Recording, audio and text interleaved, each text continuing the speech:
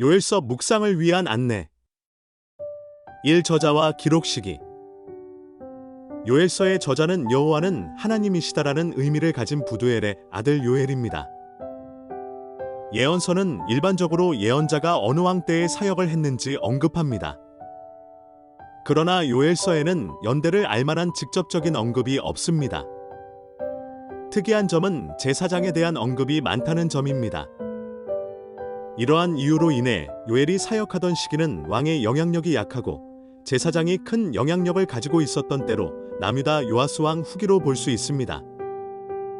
여호야다 제사장은 다윗 상조의 자손을 모두 죽인 아달랴를 죽이고 7세의 요아스를 왕으로 세웁니다. 그리고 여호야다는 어린 요아스 왕을 대신해 섭정을 합니다. 그러나 요아스 왕은 여호야다가 죽은 후 타락했습니다. 이러한 상황을 생각하면 요엘의 기록 시기는 요아스 왕 통치 후기인 BC 800년에서 796년 사이로 생각해 볼 수 있습니다. 이 요엘서의 시대적 배경. 시돈 왕 엣바알의 딸 이세벨과 결혼한 아합은 바알을 숭배했습니다. 그리고 자신의 딸 아달랴를 남유다 여호사밧 왕의 아들 여호람과 결혼시킵니다. 이 결혼으로 인해 아합 왕과 여호람 왕이 다스리는 시기에는 바알 숭배가 북이스라엘과 남유다에 깊숙이 들어왔습니다. 하나님께서는 바알 숭배를 벌하시기 위해 엘리사를 통해 예후에게 기름 부으십니다. 그리고 예후를 통해 북이스라엘의 새로운 왕조가 시작됩니다. 이때 아합 왕조가 몰락하게 됩니다.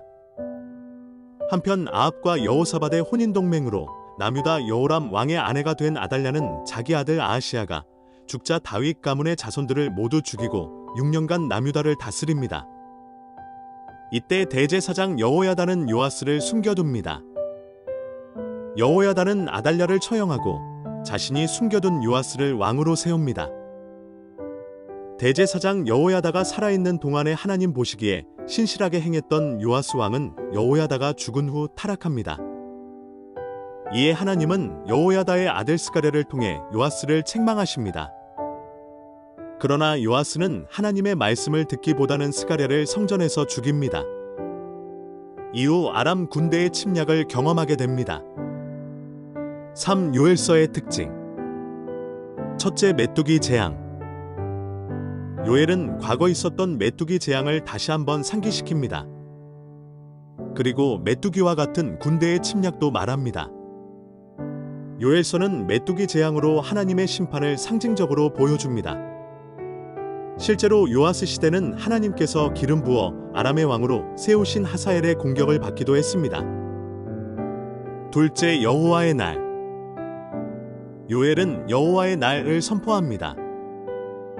이스라엘 백성이 기대한 여호와의 날은 여호와 하나님께서 주변국을 심판하시고 하나님께서 백성 삼으신 이스라엘이 열방 가운데 우뚝 서는 날입니다.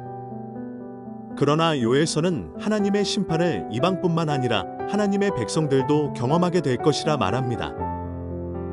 다만 회개한 하나님의 백성은 심판 가운데에도 구원도 경험하게 됩니다. 요엘서는 여호와의 날이 오기 전 하나님의 백성이 해야 할 일은 마음을 찢는 회개라고 알려줍니다. 셋째, 성령 시대에 대한 예언.